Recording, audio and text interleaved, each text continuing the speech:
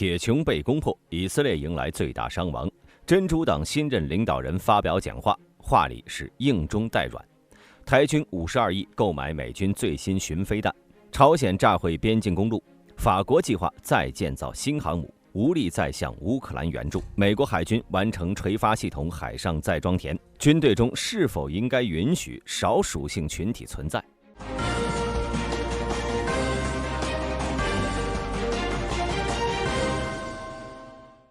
黎巴嫩真主党武装当地时间13号对以色列海法以南一以军基地发起打击，造成4名以军士兵死亡，67人受伤。这次袭击是自哈马斯2023年袭击以色列以来，以军因为空袭而遭受的最大伤亡。值得一提的是，这次真主党空袭的方式和方法较之以往有很大不同。首先呢，是没有像往常一样从陆地发射无人机，而是从海上发射，随后沿海面低空飞行，这导致以军的雷达系统漏掉了其中的一架。另一点呢，是这次打击的目标刚好是以军的食堂，还是午餐时间。食堂里人口密度高，这才导致虽然仅有1架无人机，但造成了以军最惨重的伤亡。这次无人机袭击发生的时间和地点都说明了，除了真主党外，极有可能是其他势力参与策划了本次袭击。以真主党当前的实力，是难以收集足够多的情报或者组织人员策划行动的。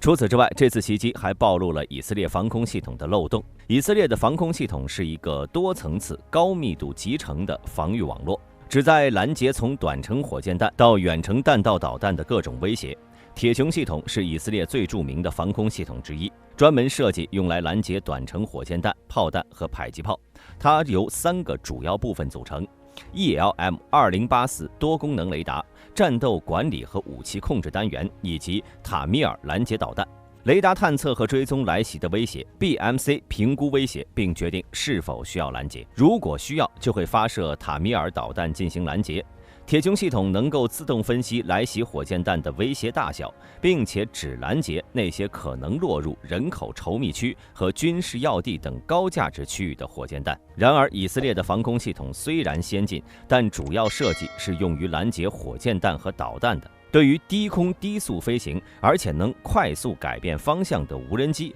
其探测和拦截能力存在局限性。这次袭击中，无人机的低空飞行策略成功避开了以色列的雷达探测，没有触发警报系统。以色列国家安全研究所的研究员米兹拉希称，真主党使用的燕子 T 无人机也被称为米尔萨德，是一种自杀式无人机，攻击范围可达120公里，最高时速370公里，最多可以携带40公斤炸药，飞行高度可达3000米。这种无人机的体积小、重量轻，雷达反射信号非常低，因此难以被探测到。米兹拉希还说，伊朗及其盟友一直在寻找击垮以色列防空系统的方法，而他们发现以色列应对无人机袭击的软肋后，便将无人机纳入到攻击手段。此前已经发生过多次此类事件。黎巴嫩真主党武装6月份曾公布过一段视频，展示其用无人机拍摄的以北部城市海法附近画面。这架无人机似乎未被以军发现。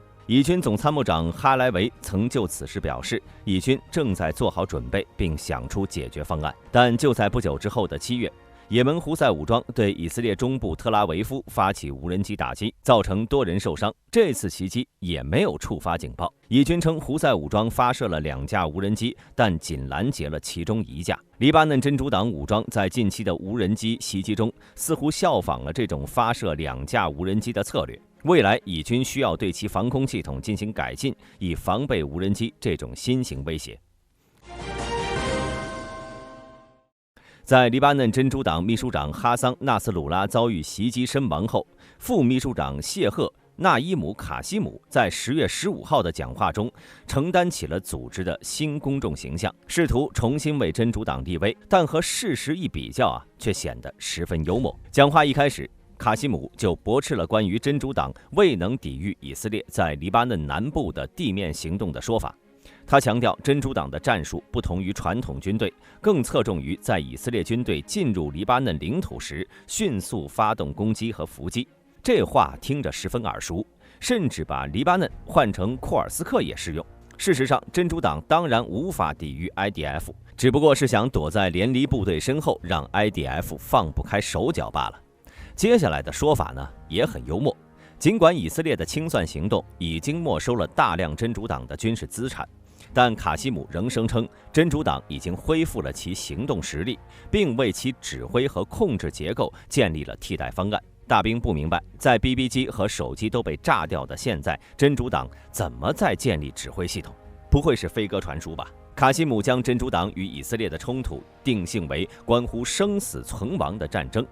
他认为以色列正在实施一个三管齐下的计划，旨在打击真主党的领导层和能力，使其无法抵抗以色列行动，最终结束真主党的存在。卡西姆表示，真主党已经改变其策略，旨在对以色列造成高伤亡，并进行可以最大程度地伤害敌人的攻击。事实上，在战争陷入到劣势的一方，往往会采取这种战术。例如，在二战末期，负责硫磺岛防御的莅临中道，他明知道战争已经失败，但为了让美军知难而退，避免进攻日本本土，他同样采取了给美军带来最大伤亡的策略。当然，美军最后向日本投放了核弹，真主党的负隅顽抗可能也会遭遇同样的待遇。当然，虽然卡西姆前面的话都比较硬气，但最后还是软了下来。他表示，真主党仍然愿意通过谈判达成政治解决或停火。然而，他对以色列遵守协议的能力和国际机构保护黎巴嫩免受以色列侵害的能力表示怀疑。卡西姆还明确表示，真主党领导层不愿意同意任何不包括结束以色列在加沙地带行动的单独协议。美国国务院在今年中期宣布了一项重要的军售决定，旨在通过先进无人机技术来增强台军的地面防御能力。这项价值3.602亿美元的交易包括了弹簧刀300和 Altius 600MV 两种型号的攻击无人机。根据台防务部门的规划，这笔资金将从今年开始到2026年逐步纳入预算，并执行相应的采购计划。弹簧刀300是由美国 AeroVironment 公司研发的小型便携式自杀式无人机。它的独特之处在于无人机可以在飞行中待命，在观察并且选择合适目标后，操作员可以指挥无人机直接攻击。这个功能使得它在战术战斗中的精确打击能力显得格外重要。弹簧刀300的重量仅约 2.5 公斤，操作员可以随身携带，续航时间约为15分钟，适合短距离任务。它装有小型高爆战斗部，能够攻击敌方士兵、轻装甲车辆等目标。它的优势在于极高的机动性和隐蔽性，可以在敌方无法察觉的情况下进行精确打击，并且迅速撤离战场。台湾选择弹簧刀300的原因，可以归结于其灵活、隐蔽和快速打击的特点。由于台湾可能面对大规模快速的威胁，弹簧刀300可以有效应对这种威胁，以便捷性允许台湾士兵在防御时快速部署，并且能够对敌方关键战术目标实施有效打击，如指挥中心或装甲车队。这种小型无人机的精确打击能力，尤其在岛屿作战环境中，能够最大化战术效果，并极大提高作战灵活性。Altius 600MV 无人机是由美国安杜里尔公司开发的中型多用途无人机，主要用于情报监视、侦察以及打击任务。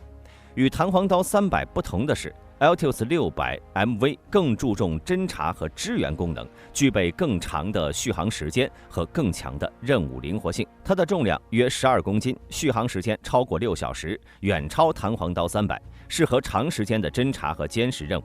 装备了先进的光电红外传感器，能够在昼夜间监控目标。虽然 Altius 600MV 的打击能力有限，但其主要功能还是用于情报收集和目标定位的。它的主要优势在于其长时间的续航和强大的侦察能力。台湾地理位置特殊，可能面对的封锁或者两栖登陆威胁， Altius 600MV 可以在战场上提供实时情报、侦察和监控信息，帮助台湾指挥部实时掌握敌方动向。更长的续航时间也意味着该无人机可以长时间巡航，对敌方的准备和进攻行动提供及时的预警。这对台湾这种需要及时应对入侵威胁的地区尤为重要。从整体看台湾选择这2款无人机，无疑是为了增强其在面对潜在入侵时的战术灵活性和信息获取能力。首先，弹簧刀300的快速部署能力和隐蔽打击功能，可以为台军队在应对敌方空降部队或特种部队时提供快速反应和强大打击力。通过这些小型自杀式无人机，台湾可以在短时间内有效阻断敌方的重要进攻路线。其次 ，Altius 600MV 的长时间巡航和强大的侦察功能，使台军能够在大规模的冲突中掌握战场态势，随时预警敌方活动，确保及时做出战术调整。这对于台湾这样一个依赖防御的地区至关重要。面对体量和资源更为庞大的潜在对手，台湾更倾向于采用不对称战争的战略。这2款无人机分别在精确打击和情报收集方面提供了较低成本、较高效率的解决方案，可以有效提升台湾在战术层面的应对能力。最新的公告显示，台军已经完成了2项无人机采购的决标工作，但决标金额和预期的公开预算相比较有较大差距，而且实施的时间跨度也有所延长。具体来说，人员杀伤型无人机的采购合同是从今年9月开始的，将持续到2029年11月，而反装甲型无人机采购则计划在2027年底前完成。台防务部门的公告进一步阐明了台驻美军事代表团负责执行这些采购任务，以满足台军对新型攻击无人机的迫切需求。尽管台防务部门在2025年度的预算中已经按照美方的军售公告编列了相应的预算，但实际的决标金额却远低于预期，仅为52.77亿元。此外，原计划在3年内完成的采购项目，现在被分成了2个阶段，这可能意味着项目的执行进度和内容有所调整。顾立雄此前曾表示，美国正通过 Tiger Team 项目协助台湾加快获取攻击无人机。然而，考虑到决标公告中提到的延长的执行期和较低的决标金额，目前尚不清楚是否会影响到无人机的交付进度和采购。10月15号，朝鲜引爆2条公路，其爆破位置距离军事分界线仅数十米，部分爆炸物甚至越过了边界，落在了韩国境内。对此，韩国联合参谋本部宣布，韩国军队在军事分界线以南实施了警告性还击。事实上，朝鲜在前一天就在道路上设置了遮挡设施，并进行了爆破的准备工作。这次爆破行动可以被视为2020年朝鲜炸毁开城工业园区南北联络事务所后再一次制造的高调的爆破秀。自朝鲜领导人金正恩将朝韩关系定义为敌对关系以来，朝鲜采取一系列敌对措施，例如在京义线和东海线沿线布设地雷，在非军事区搭建反坦克屏障，并且不断切断南北之间的合作渠道。这次炸毁这2条象征着南北交流的道路，无疑是朝鲜通过极端行为展示其断绝合作的强烈姿态。美国媒体指出，朝鲜这次举动目的是进一步激发国内民众对韩国的敌意，并且将南北关系的紧张局势推到最高点。事实上，早在6天前，朝鲜就已经公开声明计划炸毁这些公路，随后又声称南方无人机侵入平壤领空，并以此威胁即将发生可怕的灾难。与此同时，朝鲜军方已命令前线8个炮兵旅进入全面射击准备状态。金正恩也罕见地召开了国防与安全领域协议会，彰显其好战姿态。在如此紧张的局势下，韩国军方必须展现出坚决和迅速的应对能力，但同时也要保持对局势的冷静克制。最关键的是，韩国应该避免陷入朝鲜的挑衅陷阱，防止事态升级为不可控制的武装冲突。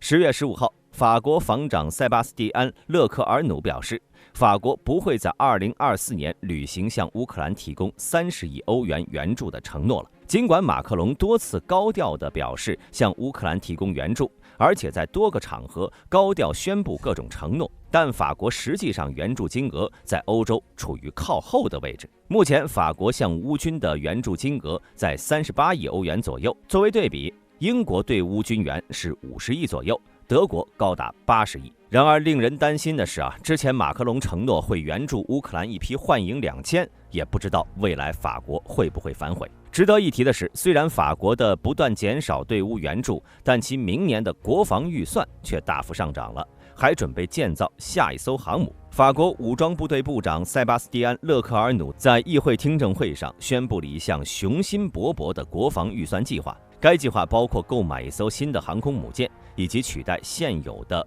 戴高乐号，以及新增一艘护卫舰，同时涉及多项军事现代化项目。重点在于提升弹药储备，特别是复杂弹药的支出，以及增加太空和网络战的预算。投资还将覆盖定向能武器、人工智能和深海军事能力的研究。法国政府提议将2025年的国防预算增至505.4亿欧，以支持这些现代化项目。新航母的建造将会是一个标志性项目，预计成本约为100亿欧元。此外，法国海军集团已经开始对新的干预护卫舰进行海试，这艘舰艇将增强法国海军的作战能力。在国际合作方面，勒克尔努对新一代的 SAMPT 系统的性能表示信心，他认为优于美国的爱国者系统。他期望泰雷斯和 MBDA 公司能够推动 SAMPT NG 系统的出口成功。法国的国防预算中1/3将用于设备采购和维护，大型军备的计划的预算将增长16%，工资支出将占预算的27%，而核威慑能力将占14%。勒克尔努指出，核威慑预算支持 M51潜射弹道核导弹和 ASN4G 高超音速导弹的开发。法国计划在2027年部署2个远征旅，并在2030年有能力部署1个陆军军团，以增强其快速反应和部署能力。然而，法国最大的对手俄罗斯正在乌克兰陷入苦战。法国这种拆东墙补西墙的行为，不知道是出于何种考虑。美国海军在11号宣布，已经通过弹药补给舰为配备垂直发射系统的水面舰艇进行了海上再装填。根据海军海洋系统司令部发布的新闻稿，这次测试在南加州的怀尼米港进行，由华盛顿钱伯斯号补给舰与提康德罗加级巡洋舰长鲸号共同完成。测试期间，华盛顿钱伯斯号与长鲸号并航，利用液压驱动的海上可运输再装填模组，将空弹药箱装入长鲸号的 Mk41垂直发射系统中。这是继7月的陆基测试后 ，TRAM 系统首次在海上成功运作。海军部长德尔托罗形容这套系统为海战规则的变革者，并称其为美国提升海上作战耐久力的关键突破。在今年7月的测试中，美军为了应对未来可能发生的西太平洋冲突，专门在怀尼米港进行了 TRAM 的陆基验证。该系统设计旨在增强美国军舰的作战效率，确保在战斗中能够持续补给，不受补给瓶颈限制。本次测试在4级海况下进行，证明了 TRAM 能够在高达每小时29.6公里的风速和1.52米的海浪高的条件下稳定工作。根据星条旗报的报道，一旦爆发冲突，美军可能在1周内耗尽长程反舰导弹和其他战备弹药。如果能够通过海上再装填，减少返港补给的频率，将显著提升舰队的整体接战能力。2023年，美国智库 CSIS 的研究也指出，这种技术将是未来高强度作战中不可或缺的战略支持，确保美军能够在长时间战斗中保持高水平的作战效率。美国防长奥斯汀在10月15号宣布，将之前800多名因同性恋而被开除的士兵改判为光荣退伍。他表示，这是为了纠正因不问不说政策执行不彻底而对这些士兵造成的伤害。不问不说政策是美军在1993年指定的一条规范，该政策指部队不会主动询问士兵的性取向，但士兵也不能暴露其少数性取向。然而，长期以来，这条政策并未彻底执行，导致部分士兵隐瞒自己的性取向，并最终被迫退役。根据国防部的记录，大概有13500人因此是离开了军队。而将开除改为了光荣退伍之后呢，这些退役军人能够获得更多的福利，比如在健康、住房、教育上。事实上，在英国、加拿大甚至是台湾军队中，少数性群体存在则是一种广泛现象，而美国军队是西方军队中较为保守的，对其的限制较为严格。其原因或许可以用前美军海军陆战队司令芒迪的一段话概括：军人代表了社会的价值观，在同性恋者还没有被美国主流文化所接受的情况下，军人们更加没有理由去接受同性恋者。军队打赢战争、保护国家的使命，要求军队必须具有强大的凝聚力、无私奉献的精神和团队合作。同性恋这种不为多数美国人所接受的行为，会削弱军人对军队统一性的信仰。这种统一对军队赢得战争是至关重要的。不能为了满足少部分特殊群体的私欲而将整个军队的一致性置于险地。那么大家认为军队应该允许同性恋存在吗？欢迎在评论区留言讨论。本期视频到此结束，我是大兵，我们下期再见。